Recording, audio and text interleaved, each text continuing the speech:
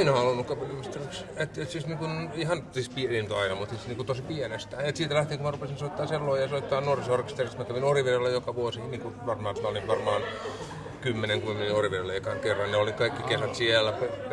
Pertti Pekkasin kanssa soitettiin isoja kappaleita. Ja kun eihän Raumalla, missä mä oon, niin siellä mitään, niin siellä oli yhteen aikaan vähän isompi orkesteri, mutta muuten ne oli aina kesäisin ne mun orkesterikokemukset. Ja siis sit monta juttua, siis, että sitä alkoi sit nähdä erilaisia kapellimestareita ja nähdä, että tuo kapellimestarihan tekee aika kiinnostavia asioita ja mä voisin haluta tehdä samanlaisia asioita.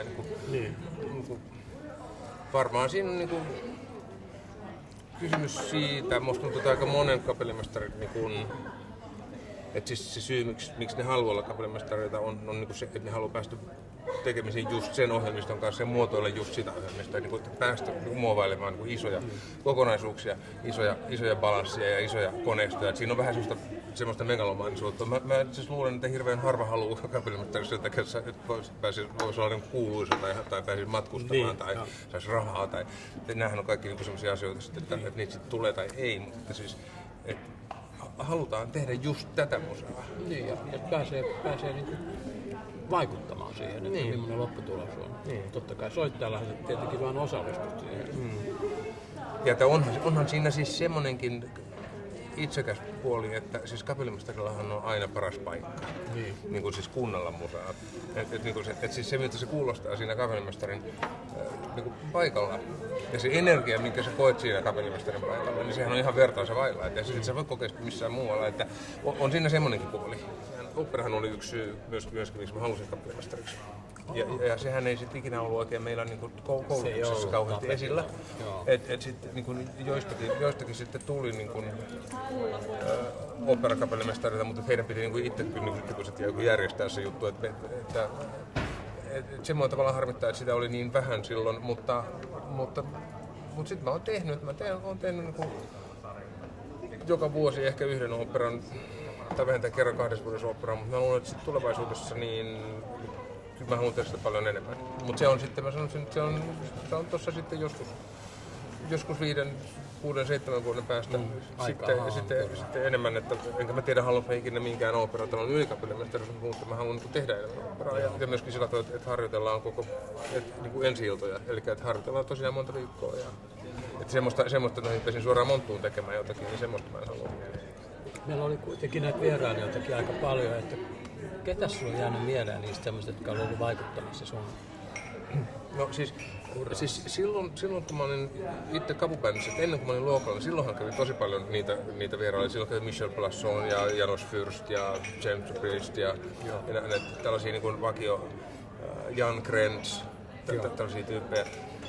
Ja ne oli kaikki hirveän kiva nähdä silloin, mutta sitten kun mä olin itse luokalla, niin meillä itse asiassa ei käynyt kauheasti muuta kuin Ilja Muusin, joka kävi säännöllisesti. Joo, se kävi monta. Oli jokinlainen niin kuin päävierailija, että hän saattoi käydä 3 kertaa kaudessakin joskus. Niin. Ja sitten muistan Leif kävi silloin muutaman kerran, Okko taisi käydä kerran, mutta sitten näitä muita ulkomaan eläviä ei kyllä sitten mun aikana käynyt, että se Muusin täytti sitten sen vierailijaslotin. Joo, Muusinilla oli se pyöreä tekniikka ja tää muuta lapio. Joo. Kyllä sehän oli hirveän hyvä yhdistelmä siinä mielessä, että kun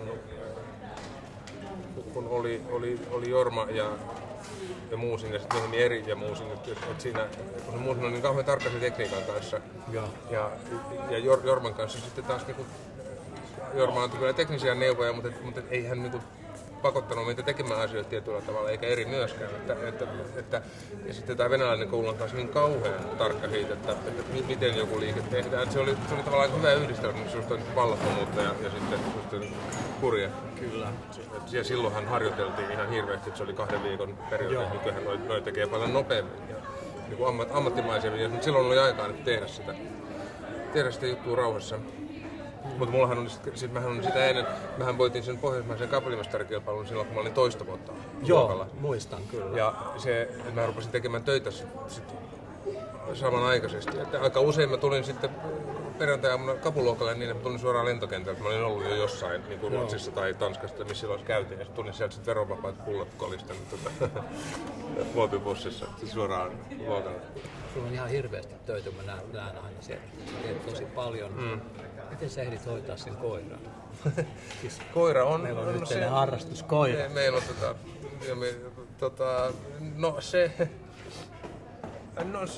kun on hyvät turvaverkot, että niin. on niin kuin, että koiran saa hoitoa ja näin, että kyllähän ei mulla ole koskaan ollut koiraa, että tää on mun ensimmäinen koira ja on se jännä kyllä, miten se on siellä kiintyy. Mutta ennen kaikkea mä oon kiintynyt niinku siihen, että kun mä istun kotona yksin ja mulla on partituuri. Ja tämähän on yksi näistä duunia sit kuitenkin, että siinä niinku joku rönöttää siinä vieressä koko ajan joku kerällä ja kattelee kun mä luen. Niin sitä mä oikeasti kaipaan, sit kun mä oon siis hotellihuoneessa lukemassa partituuri, mä koko ajan että tässä pitäisi olla nyt jonkun mun vieressä niinku funtsimassa tätä asiaa mun kanssa. Mutta että kyllä mulla on tällä hetkellä kun mun maksimi poissaoloaika kotoa on aina 3 viikkoa. Enempää mä en ole koskaan pois. Okay. Se on se maksimi aika, minkä mä oon ollut erossa mun koirasta.